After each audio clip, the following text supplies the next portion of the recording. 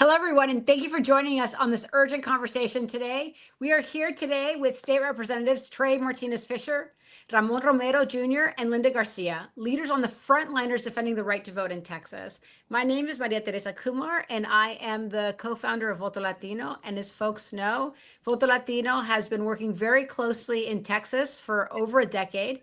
And more importantly, we deeply believe to enfranchise every single person. So every single time the state of Texas tries to either gerrymander their way out of it or take away access to vote, Voto Latino oftentimes is one of the sister organizations that not only registers voters at volume, but also goes and sues Governor Abbott and the state legislature and the Secretary of State. So we are deeply invested in the state of Texas because I often say that what happens in Texas is a beginning of an experiment of what they want to take for the rest of the country.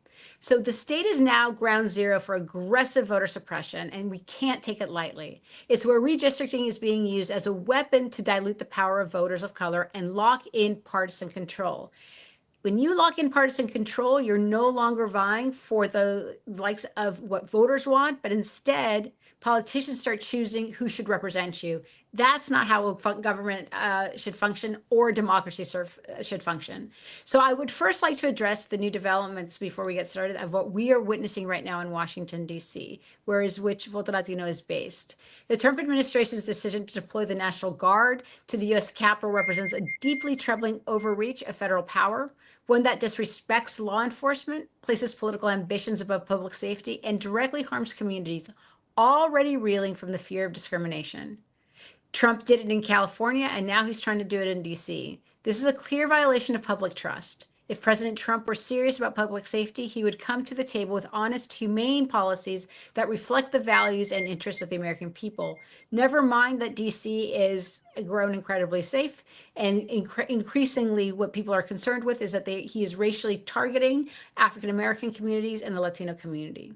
But with that said, I want to focus on today's conversation about Texas. These mid-cycle map changes made outside the normal census process are splitting communities, dismantling competitive districts, and silencing voters' voices. I can't stress that enough. This is not about the maps. It's about political power, who has it, who has the resources, and who has the representation. And this is what's wild. In 2020, Texas gained 4 congressional seats because of the boom in the Latino and African-American community. Technically speaking, those should have been 3 congressional seats for Latinos and 1 for the African-American community. What instead happened was that it was 3 for the white community and 1 for the Latino community. And that's highly unusual because, again, it's all about representation when you do the census. So when we talk about that, it's about political power and resources representation. We're not kidding. Redistricting decides who has a seat at the table and who is left out. When communities of color are carved apart, they lose both influence and billions of dollars in schools, hospitals, roads, housing, even investments from the business community. Because even businesses, they decide what congressional maps are to decide whether they're going to put the next factory, where they're going to make sure that they have access to more businesses. So what's happening in Texas, as I shared before, will not stay in Texas. Already this morning, we are seeing headlines that Indiana wants to carve out the only Democratic district to make it Republican. These tactics are being replicated and exported to other states, and we must understand that the stakes to mobilize now to protect fair representation is everybody's issue. Brief note on format, each guest will have an introduction, 1 main question with up to 5 minutes to answer, and 3 minutes for closing remarks. And so with that, I'm honored to introduce Texas State Representative Linda Garcia, representing the Dallas area in the Texas House. Representative Garcia brings a deep passion for empowering the Latino community and expanding opportunities for all Texans. Texas State Representative Trey Martinez-Fisher, welcome. First elected at 29, he has served 12 legislative seasons fighting for the people of San Antonio and leading landmark voting rights battles. His relentless defense of fair representation has made him one of Texas' most influential voices. Thank you for joining us today, Representative. And I also want you to welcome me in joining Texas State Representative Ramon Romero Jr. He's the chairman of the Mexican American Legislative Caucus. Before this, he was part of the Texas State House. Representative Romero was a tireless advocate for the people of Fort Worth, and he continues that work today. So I'm going to go ahead and jump in and start asking questions. So the first one, really, I'm going to ask you, Senator Martinez Fisher, is tell us what exactly is the current state of play right now that you're witnessing, and how does that impact not just political representation, but also federal funding? Because oftentimes people don't realize that if you don't count your kindergartner, then your child will not have a desk. Talk a little bit of what that means. Yes, first, well, thank you, Maria Teresa Kumar, for hosting us and bringing us together. Thank Voto Latino for having the presence to talk about such an important issue because it impacts us all. And thank you for my colleagues. I mean, just for background for everyone, we are all in Illinois. We are all being protected in various capacities, and so our blurred screens and so forth is the reality that we're in now that we have federal officials asking the FBI to come find us and return us to Texas. We are in some very troubling times, and we know Texas is the tip of the spear.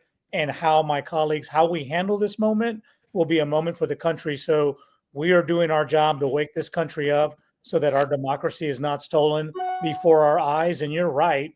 There is a lot of injustice taking place in the last 2 decades. As you mentioned, Texas has grown so much that we have received 6 new seats in Congress.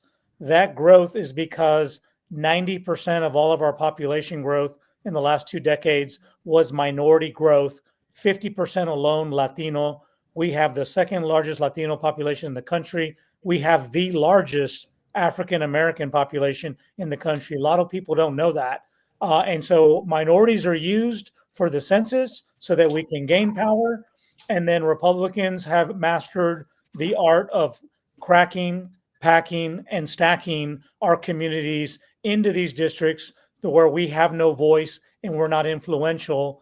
And that is exactly what it comes down to, is having people have the ability to elect candidates of their choice that come from their community, that know their community, and want to serve their community. Because at the end of the day, those people go to Washington and they bring back services to the community, whether that is small business loans, whether that is veterans benefits for the men and women to put on the uniform, whether that's Head Start or supplemental nutrition, or whether you're that next Fortune 500 looking to relocate and you strategically want to be in a place where you have access to your government.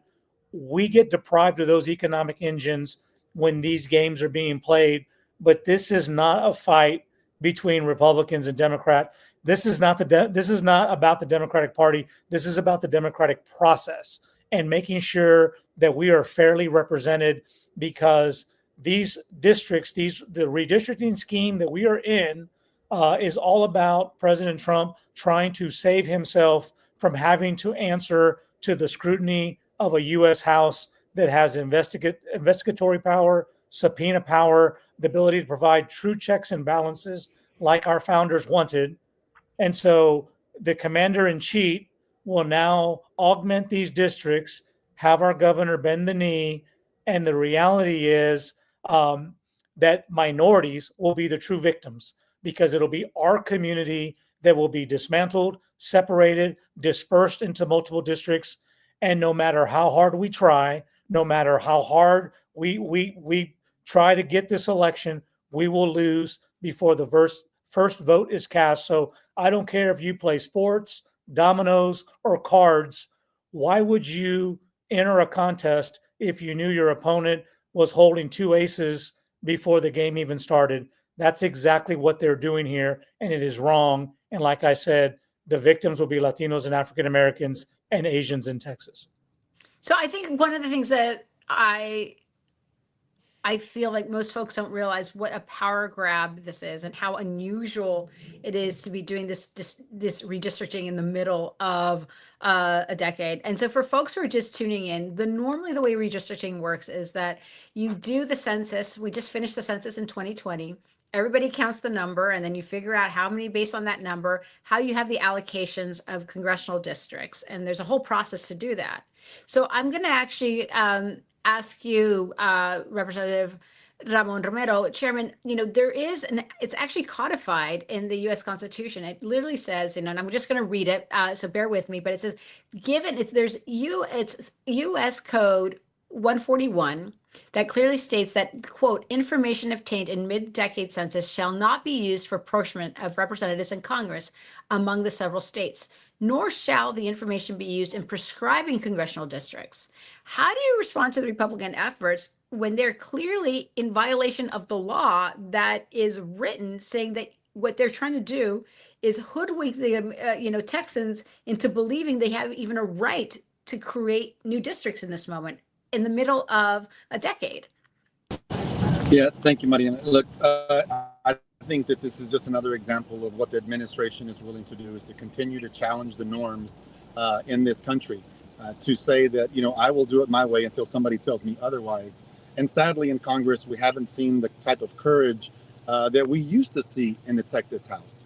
I can say that, I've only been there, this is my 6th term now, and there were times when, a Republican would stand tall. Our Trey Martinez Fisher also served with a gentleman named Lyle Larson, and I can say that he was one of the last men or woman that would stand against the will of his Republican Party constantly. He would do that. Just as in Washington, now in Texas, we see what Trey said as bending the knee to the whims of not just the governor, but in this case, the president in D.C. Look, I think that your name alone in Voto Latino is what is the most concerning to me, that we have a time on our hands right now and something so grave that when we really dilute the power and the will of the people to believe that their vote matters, when they go to the polls and the maps are so grossly gerrymandered, when the math works against you so bad that your candidate of choice continues to lose. That's what we know is going to happen in the Latino community more than any other community. As I said in a press conference today, what we see is the punishment of the Latino community, almost the punishment for growing so quickly that now we have to separate you, and rather than have you be with a community that has the same interest as your own, maybe like the Illinois community that I'm driving through right now, the little village here where everyone has something in common. Maybe it's the country that they're from, the experience, the lived experiences that they have. Rather than that, in Texas, we split this same community into 3 and send it into a suburban area where we're not breaking up those communities, or a rural area where we're not breaking up those counties where they have their common interest, but we don't. And even worse, down in South Texas, where some were fooled by Trump. As I said in Spanish, nos lavaron el coco. Mm-hmm. And they voted for him, but yet immediately down ballot, they continued to vote for their congressmen, Henry Cuellar, Vicente Gonzalez, Veronica Escobar. They voted for those persons because that's the person that they know and they trust. We now see that those are the people that they're going after. This is no longer the land of the free.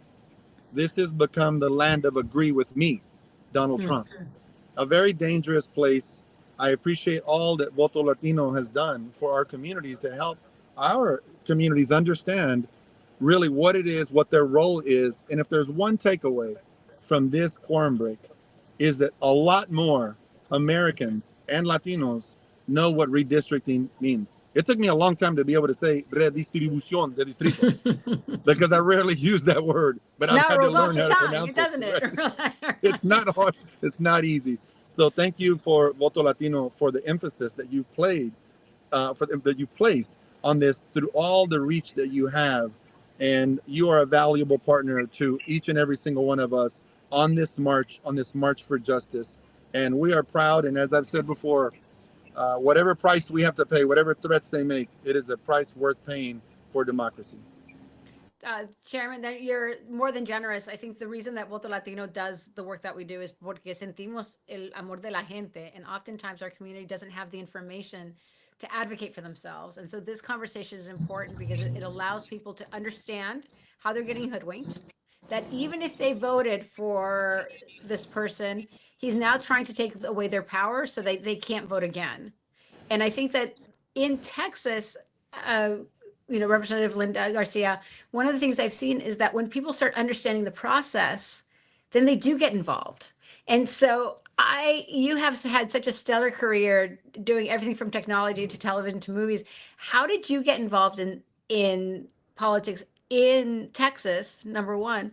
But more importantly, how can we use you as an example for other people that may think that politics is not about them in this moment? This is all about them. Sure. Thank you so much for that question, and thank you for having us here. I had absolutely no intention or desire to get into politics.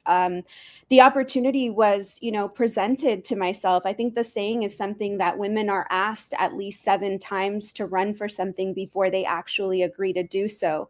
And so that had been a consistent question from friends and folks in my community if I would consider running. And in this last opportunity, I asked a really important question, especially an important question in our culture, which is, how much does this position pay? Mm. And when I found out that as state representatives, we are only making $7,000 a year in the state of Texas, I understood really quickly why the system is working against us continuously. Mm-hmm. I stopped and looked at the per capita income in my district, which was $24,000 a year. And I thought to myself, how are you going to find someone that, cuts the grass in their home and puts up Christmas lights and cares about this community the way my neighbors do, the way I do, to properly represent us if we are a low income community? Mm-hmm. I was extremely concerned. I am an entrepreneur, and so I really did this as service to my community because I did feel like we needed to be represented. I have a district that is 63% Latino. And I felt that it was important to lean into that. And so now here we are. I mean, we are fighting the biggest fight that I have ever seen. And let me tell you, I am so proud of my colleagues. They are incredible leadership that I'm getting to learn under as a freshman, as we push through and make some of the most challenging decisions. But youth is watching right now, and we owe it to them to put up a fight. And so I'm proud to be here today and do that. And I hope that we are igniting everyone and showing them that it is possible to stand up to this guy. It is possible to say no and to take a stand. And hopefully we ignite some of the youth that are paying attention to what is taking place, because it's not just about Texas. I know we're focusing on gerrymandering and educating that, but I really want us to understand that as we watch ICE raids going into our communities, and we are not watching eggs get cheaper, and we are watching tariffs take place where companies like AT&T are making $8 billion off of the big ugly bill. These are the consequences that we are going to pay as a country. And so while yes, it is about educating on gerrymandering, it is also about the consequences that are going to take place if this man is successful in taking this power grab. So, Linda, Representative Garcia, I think one of the questions I want to ask is, Texas is technically over 50% minority, right? It's like a majority minority state for the very first time. Yet, one of the things that we have struggled with at Voto Latino is when we engage a young person to vote, they register and they do it. But you still have so many on the sidelines. So how do we get them involved to recognize that you actively have a person right now, both in the governorship and at the White House, that is trying to take their future away from them, that is making decisions that will not provide them health care, that won't provide them, they're going to have to pay off student loans that had been forgiven. They're going to have to actually deal with climate, even though we're on the precipice of addressing it properly. And they're targeting our families simply for being brown. How do we get them to say, look, when you are invested, the system does change? I have many years working in marketing specifically for Latinos. And one thing I've learned through that time in my life is that we always require an invitation. that is culturally. Like, Mhm. we no entres solo que si te inviten, you know, y si entras a la casa ni un vaso de agua vas a pedir, Sí. right? We're always trying to like not inconvenience anyone. And so I think especially in these spaces where it has been very scary for at least my parents, they were undocumented immigrants at one point in time, we were always taught to stay away from these processes or that they didn't belong to us, right? And so I think it is just continuous education of everyone and making sure that they understand that this is part of their process as well, and that it is our responsibility to participate.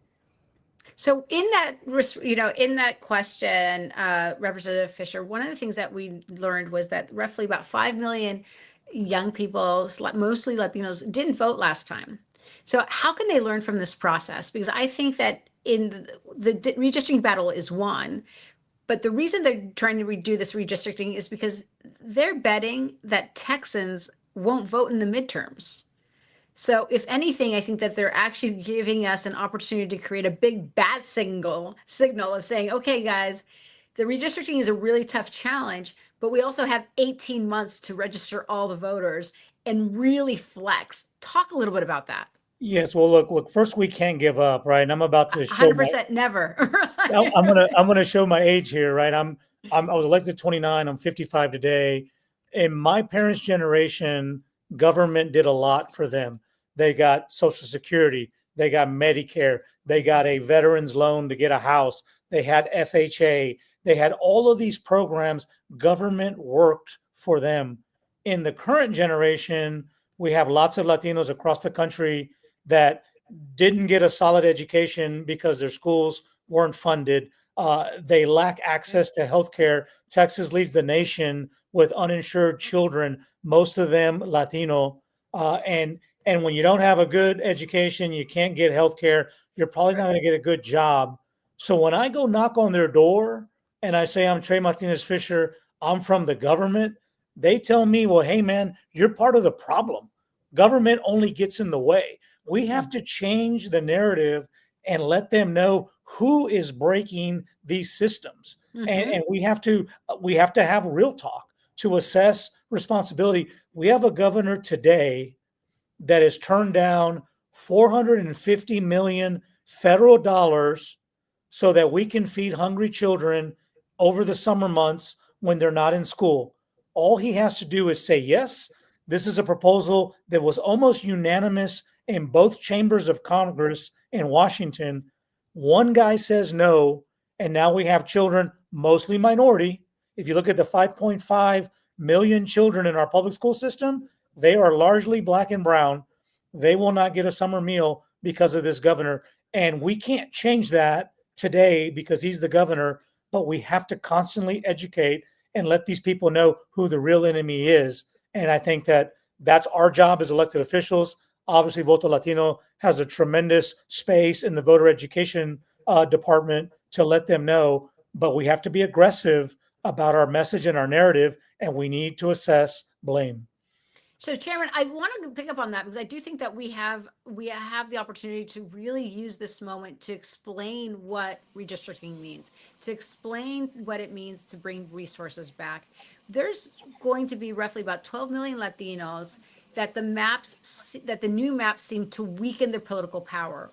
How can they fight back right now? That person sitting at home saying, I'm not going to get Medicaid. They're trying to take away SNAP for my child and free lunches and school lunches, because nothing's free, by the way. Taxpayers pay for it, like school lunches. How can they use this moment right now to organize, to help you all who have fled the state? What can a Texas voter do right now?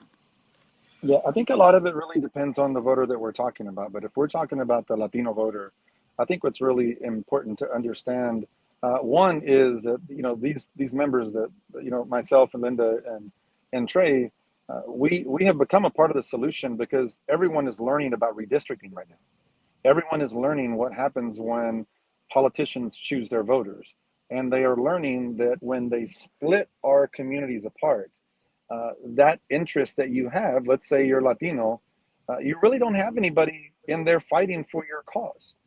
As someone said at this, I think it was one of the senators here from Illinois today, said, we need somebody in that place, not only that's Latino, but somebody that has our shared experience, our shared lived experience. We have to have those people in power to make those decisions. We have to have that person not only at the table, but also with that ability to make that correct decision based upon the fact that they live like you. So look, we're learning about redistricting.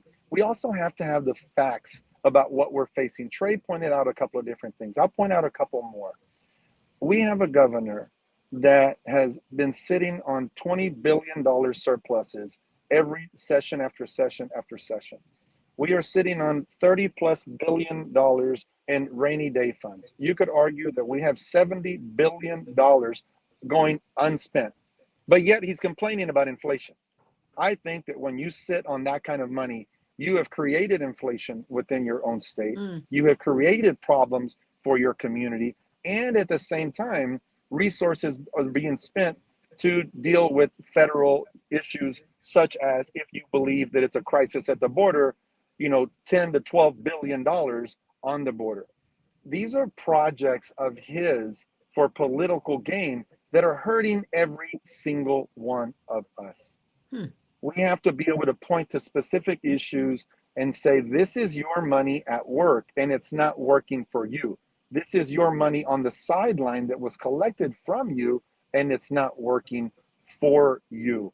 We have to have a little bit of frustration. And then, of course, we have to have solutions. A lot of times people say, well, if it ain't broke, don't fix it. People believe that it's broken in Texas right now. And yet we have not been in power for 30+ years. We have to allow them we have to help them believe the system is broken. And you are a part of fixing it through your vote, through your active participation, and through your active education. We still have a lot of people that say, ¿Quieres que vote para ti? ¿Para qué? ¿Por qué? ¿Qué me vas a dar tú? Literally, ¿qué me vas a dar? We have to be able to say, not only can I not give you something, let me talk about what's been taken away. And right now, we have so many things that have been taken away from us, even just if you point out to the big, ugly-ass bill. The fact that they were taking away SNAP benefits, the fact that we've gone away from Medicaid. So Chairman Romero jumped out because he's in transit, but I want to bring you in, Representative Garcia, because one of the things that I'm hearing, and I think it's a bit of the frustration, in 2020, young people in Texas voted in record number. They had a 23% increase in their participation. And at Voto Latino, we are so proud. We had helped register 183,000 Texans that year. And the first thing that Governor Abbott did was sign SB 10 that prohibited people to register to vote in places like their college campus. I don't know about you, but I registered to vote on my college campus. And so one of the first things that Voto Latino did is that we sued because we said, this is actually not fair. You're trying to change the rules. So talk a little bit about this idea that what we do know, and this is what I think is so important about Texas, is that Texas is one of the fastest growing, youngest populations in America. It has one of the largest populations of young Latino voters, African-American voters, Pan-Asian voters. How do we get them involved, recognizing that these maps are literally trying to silence the future voter right now? How do we tackle that? You're on mute. One of the ways that I started to educate myself through this process alongside my colleague Vince. He broke it down really simple for me to understand with some really great data. He explained to me that these districts are going to get cut up so bad that for every white person that votes, it's going to take 3 Latinos to vote. And for every white person that votes, it will take 5 Black folks to go out and vote. And so we really have to understand how our voice is going to be watered down, how our power is going to be taken away. I mean, you said it yourself. As soon as they start to see us dominate a certain area, whether it's registered to vote in schools, then that power is wiped away, right? They no longer allow for that vehicle to come in and deliver power. And so this is something that we have continuously seen in the state of Texas, where the rules will always change to benefit Republicans. And that is exactly why we need to engage and make sure that we are not only understanding what's taking place, but taking the proper actions to continue to help folks register, to support candidates, and vote. So, it's so interesting to me because every single time that the community starts rising and that young people show up, you're right. They try to rig the system so that it doesn't. This is a perfect example right now. They're trying to rig a system because they don't like this idea that Texas is so powerful that if every person voted in Texas, it would literally change the direction of the country. And so I think that how do we make sure that people they see our political power? That's why they keep changing the rules. Mm-hmm. How do we get people to say, hey guys, they're trying to get in our head. Let's get out of our head and actually look at our numbers. And how do we actually build that force? Because I think one of the challenges, Representative Fisher, is that people don't realize that it's not just about the vote. If you don't have accurate census count, if you don't have accurate districts, all of the money that our communities need to thrive gets wasted onto something else. Talk a little bit about that so people could really understand the stakes of not just Democrat versus Republican, but really about the funding that goes amiss when we are not properly documented. Yeah, well, listen, in Texas for the challenge, as they say, mañana is the busiest day of the week, right? We never get to these problems. But to Linda's point on the changing of the state, anyone who reads, death records and birth certificates knows what's happening in Texas. Very, very young, diverse population replacing a very, very old Anglo population. And that is without a doubt. And we have to constantly lean into that because they may not know where they are politically in terms of what party they belong to. But here's what they know. They know they want a good education. They know that people should get paid well for good jobs. They should have health care. They should be able to love whoever they want to, and not be judged. They want to have control over their bodies. They want clean water. They want clean air. I like the viewpoints of our young generation, and it is scaring the status quo. And that's why you see them squeezing both ends of the balloon. They are making it hard for us to win electorally by dismantling our minority communities. And then if we manage to even make it to the ballot box, we will have jumped over 15 different legal hurdles, including the hurdles you had to jump over to register people on college campuses. They are rigging the game at both ends because they are scared and they know what's around the corner. So it matters not just about politics, like you said. It is federal funding. It is the ability to bring home projects. I represent a very poor area of San Antonio that's connected to a very, very affluent area of San Antonio, which includes our university, which is a tier 1 research institution, a medical school, and being able to bring research dollars to study about the effects of diabetes not only provides real medical jobs, and not only does it provide a solution to a problem that plagues our Latino community, it also opens up a clinic in the barrio where people can go get services and be treated for diabetes. People need to make that connection when they don't see the services in their community. It's not because we forgot. It's because the voice that represents you in Congress probably is somewhere far away. And so we talk a lot about gerrymandering. What the administration, what Greg Abbott and Donald Trump are doing in these maps is an insult to gerrymandering. Gerrymandering was about getting rid of your political opponent or excluding a neighborhood that didn't support you in the last election, making some superficial changes. We're talking about a wholesale rewrite of an election in a district so that the game is already decided before the first, round is played. And that's what's wrong. And that's why we ought to all be raising a lot of hell about what's going on in Texas, because if it happens here, they're going to try it elsewhere, like you said, Indiana and other places. So I think that something that Representative Fisher just said, it really resonates, Chairman. And I think that it's this idea that people don't realize that they are getting hoodwinked.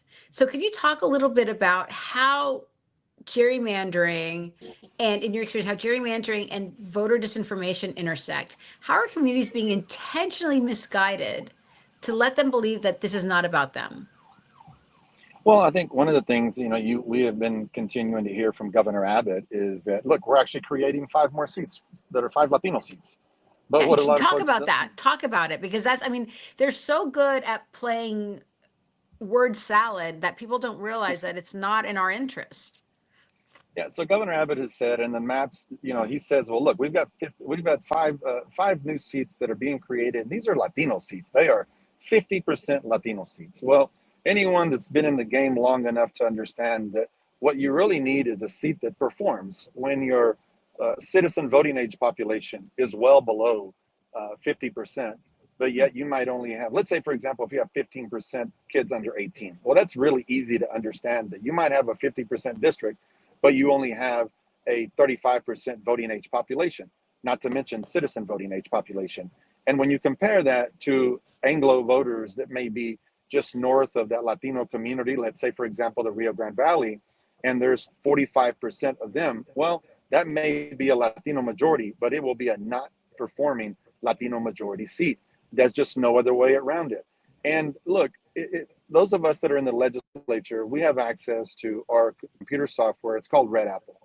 The first time I ever used Red Apple in the last redistricting cycle in 2021, I was shocked by the how I could program that software to tell me anything I wanted to know to, yes, pick my voters had I been in power to be able to do that. So I know that I can pick my voters through shading features. I can pick them by income. I can pick them by any voting, previous voting habits that they might have. Keep in mind, the world's changing right now with the use of AI. What happens now when there are AI tools that not only see your voting habits and your voting history, how the strength of your voting history, what happens if we realize that AI gets its information through mining information through social media platforms, that they actually know where our clicks are? I think that's a dangerous reality of where we are and could be today. And look, it's a science now. And we are likely, and I said it recently on Fox News, for God's sakes, I went on Fox News, and just like President Trump signed that peace deal with Azerbaijan and Armenia, he could simply make the phone call to Governor Abbott and say, let's stop this domestic conflict. Let's have peace amongst our states. That's really what's happening right now. When we think about the threat to democracy, it's no holds barred. It's fire versus, it's fire versus fire and fire. We're in a dangerous, we're about to set a very dangerous precedent. But keep in mind, it's not Texas starting this. This happened with North Carolina. Yep. They went from 7-7 to 10-4. So it's already happened there.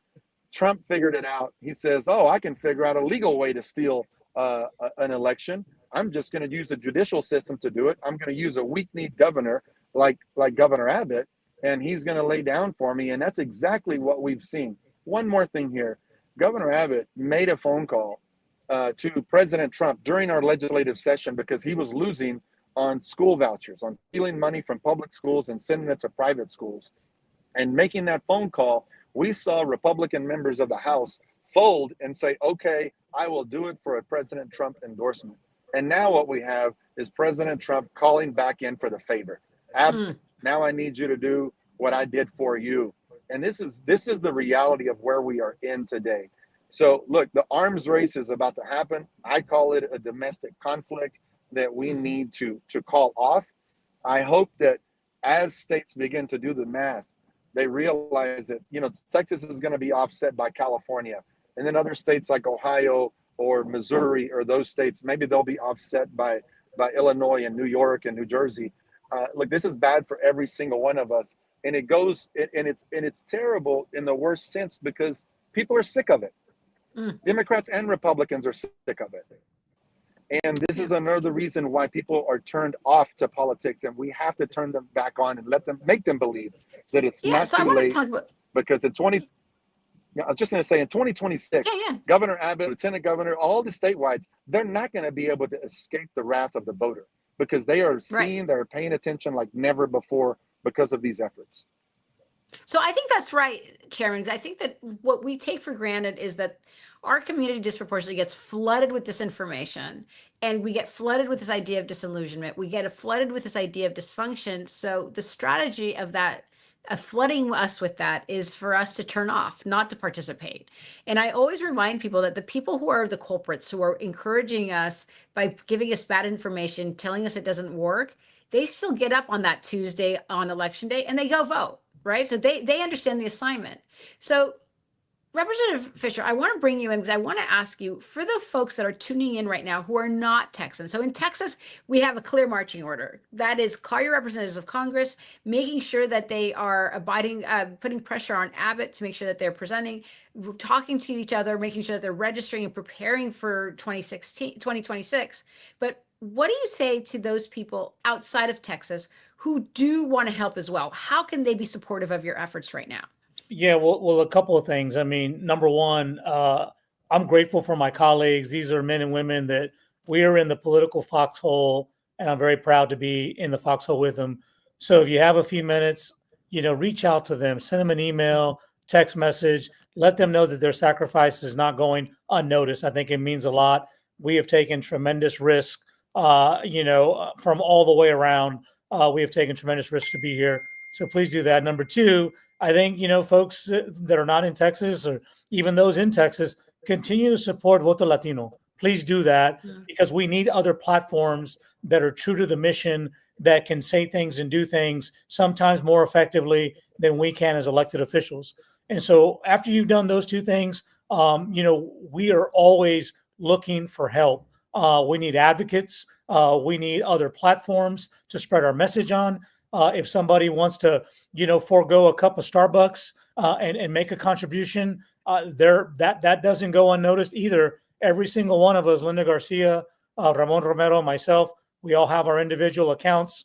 I have a fund that's onetexas.org. Shameless plug here, but it's onetexas.org. And Put that it is back money. and don't move so much. Go back and move because you can't see that. That does not go. There we go. Right there. There is no middleman. It's There we go. onetexas.org, but no middleman, no consultants. That money comes back here. Oh, look, I'm here with a team of 3 working for me. So that's 3 hotel rooms, 3 flights. That is 9 meals a day. That is countless Ubers, you name it. And we need fuel to keep it going. I know Romero has staff. Linda has staff. Linda's here with her son, right? I mean, this is a family affair, and that support does not go unnoticed. So if you do any of the 3 or all of the above, that's what you can do. And if you live in California, New York, Maryland, Washington State, Oregon, you tell your governor to get in the game because Trump has thrown out the rule book.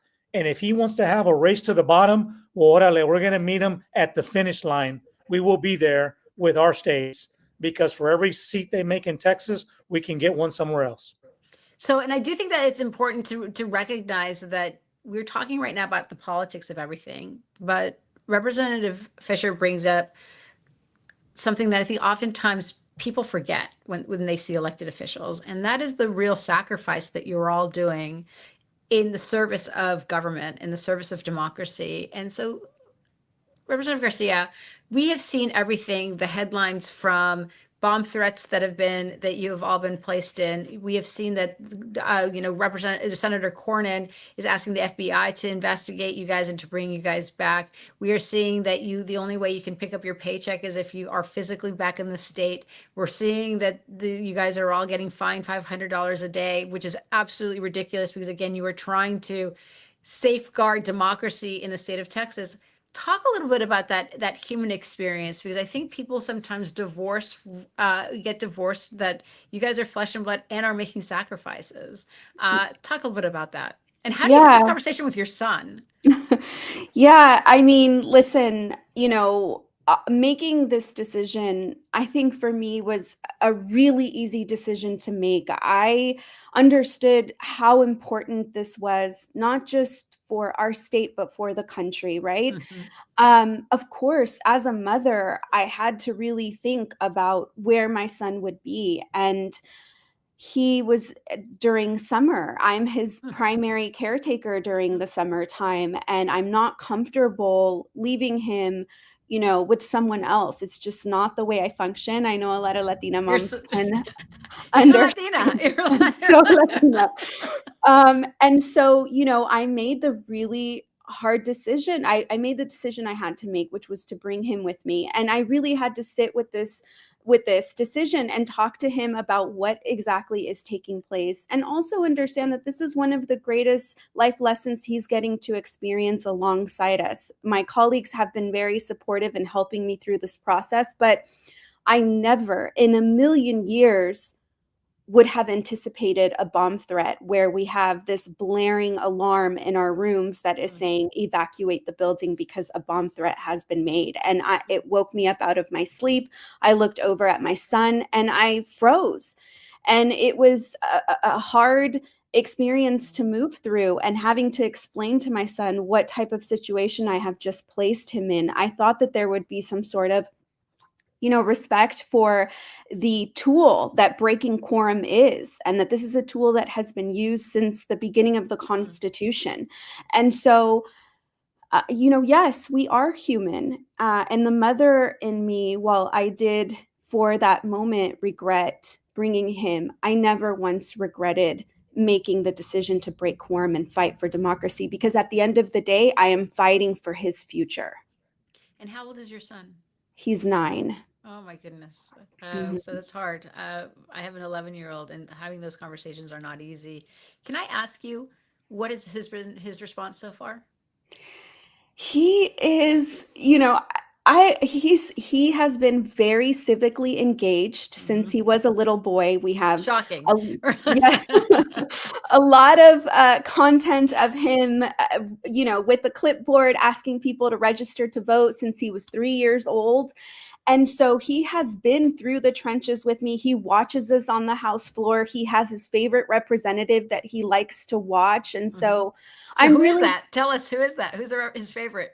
it's Chairman Wu. It's our Okay. leader. And I think, he watches him a lot on the mic, and getting to be with him here now in person has been a real treat for him. So That's wonderful. So yeah.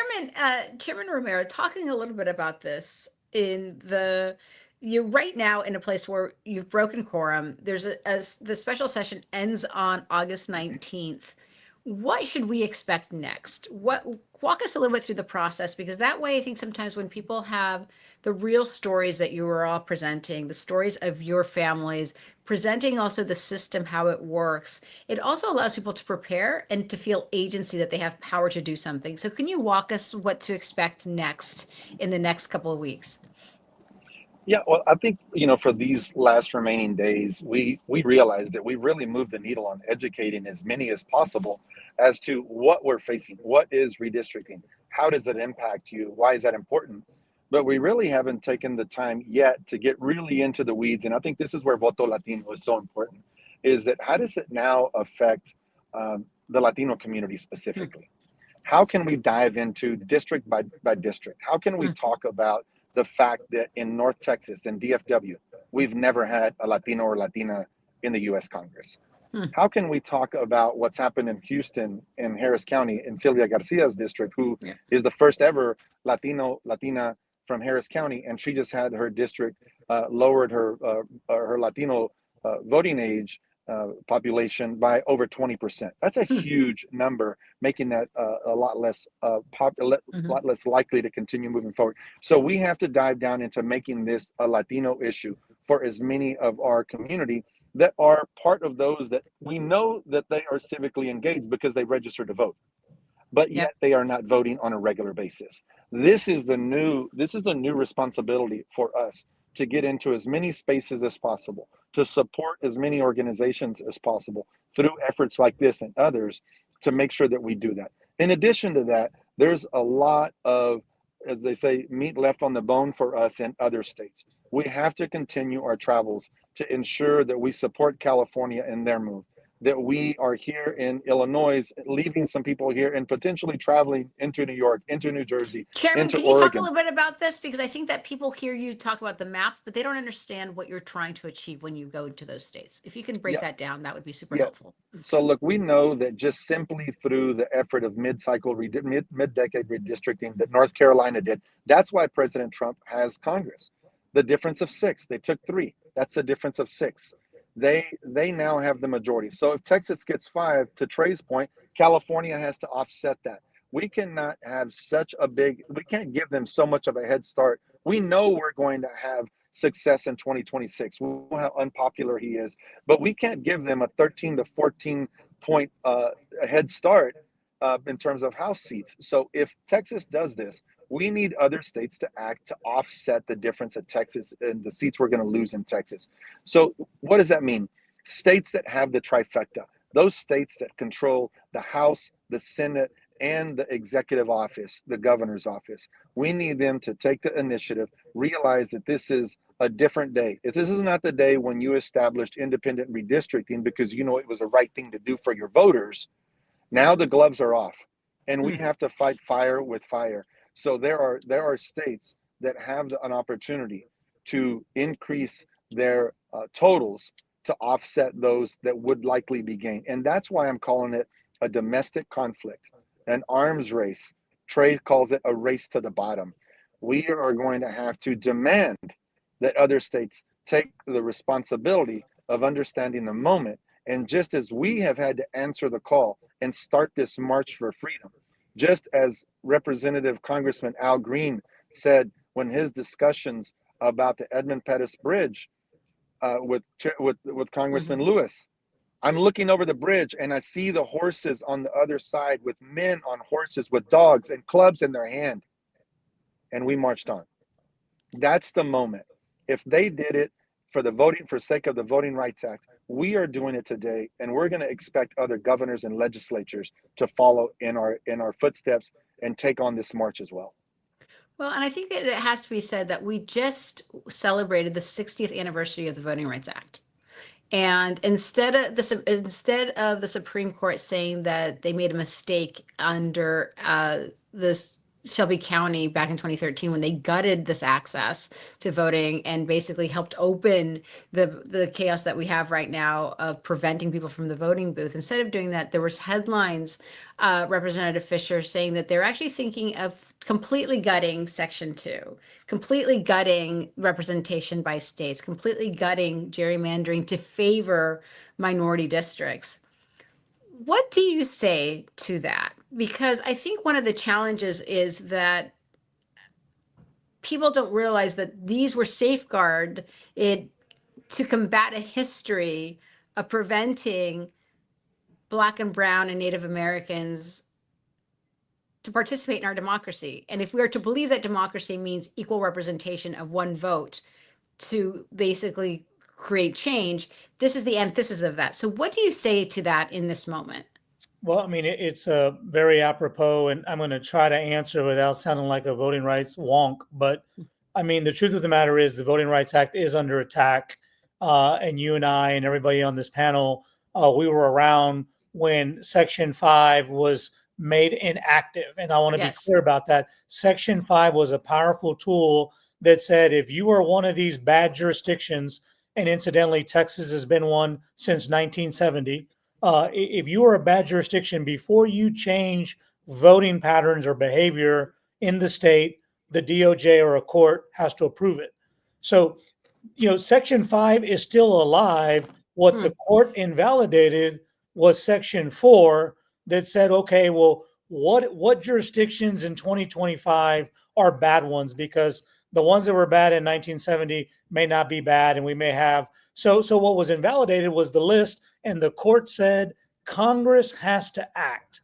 So that takes us to where we are right now, where if we had a Congress that gave a damn, that actually was going to govern for the people, coming up with a new formula for Section 4 shouldn't be hard. And that's why voting, and that's why registering to vote matters. That's why voting matters. That's why having fair districts matter. That's why having Latinos and African Americans and Asians and women at the table matter. That's why it matters. And so, look, the Voting Rights Act, they try to make it look like it's some kind of villain. The Voting Rights Act was supported by both parties overwhelmingly. George W. Bush, George H.W. Bush, Ronald Reagan, they were all supporters of the Voting Rights Act. Well, and LBJ, he's the one that passed it. He was a Texan. He got the memo. He understood what it meant to have enfranchisement, and he did it so boldly. He's like, I may lose the South, but this is the right thing to do for Americans. He's a Texan. That's what he did. Mhm. But we still have Section 2 of the Voting Rights Act, and that's very simply that if Latinos can demonstrate that they have an opportunity to elect candidates of their choice, they ought to be given that chance. Well, we are having that chance taken away from us. And I'm concerned, like everybody else, about the current makeup of the court and the direction that it's going. But we have a fix for that. And the first thing is to stop this Trump takeover. Let's get the 26th election and let's start governing for the people and by the people. So we have less than a minute left. One, very briefly, if you could all share with us what gives you hope in this moment. I'll start with you, Chairman. All the youth in America that know that this is still their nation, they're not going anywhere, and they have an opportunity to determine their own future, and they will. How? They are the most confident generation that I've ever experienced. The fact that they understand technology, and look, I'm going to say something that's probably when we're talking about the Voting Rights Act, when we're talking about the 60s, the people that did not agree with the Voting Rights Act, the people that did not agree with integrating schools, that is the generation of Donald Trump. And they are on their last leg.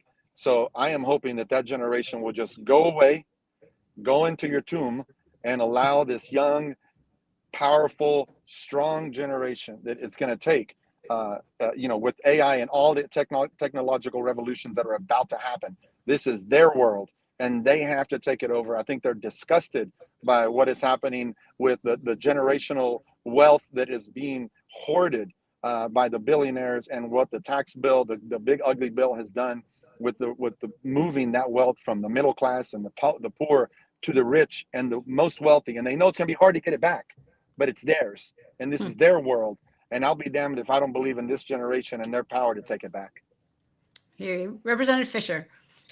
I have faith in the American people when it comes to preserving and protecting our democracy. So I always say never, ever, ever underestimate the will and the resolve of the American people when it comes to our democracy. Representative Garcia. The courage of my colleagues and our leadership within our party, honestly, I really have watched them lead us and guide us, and I feel like they've really taken the right step to ignite America. And so I'm just really hopeful by their leadership. Thank you so much for joining us, the three of you. I have to say that what gives me hope is the fact that you're all fighters, and you are sounding the alarm despite the system trying to tell you that you're wrong. You're very, very clearly telling people, no, this is not a race to the bottom, Representative Fisher. This is a race to safeguard our democracy as she should be. And I think that is what people need to understand, is that what is happening right now in the to do a redistricting in the middle of a decade is highly unusual. And you only do that if you know you're going to lose, because you cannot win on ideas. So thank you for your courage. Thank you for being so resolute. Thank you for representing the people of Texas. Thank you for being excellent Latino orgullos. And more importantly, for sounding the alarm. Gente in Texas, please register to vote, start mobilizing, call those folks, because you know what? They're afraid of your power. And I can tell you that there are literally millions of you sitting on the sidelines, and now is the time to get in the game. These folks right now are sacrificing their paychecks to say, ringing the alarm, saying, gente, time to step up. Because one thing that I do know about the Latino community, we were born in la lucha. So this is our fight. They're bringing it to us. Take off the gloves and let's get it started. Thank you so much. Please go to votolatino.org to get involved. We are very excited to be in this partnership with you all, because like I said, there's more of us than there are of them, and that's what they're afraid of. En la lucha. Muchísimas gracias for all that you do. Thank you. Good. So what'd you think?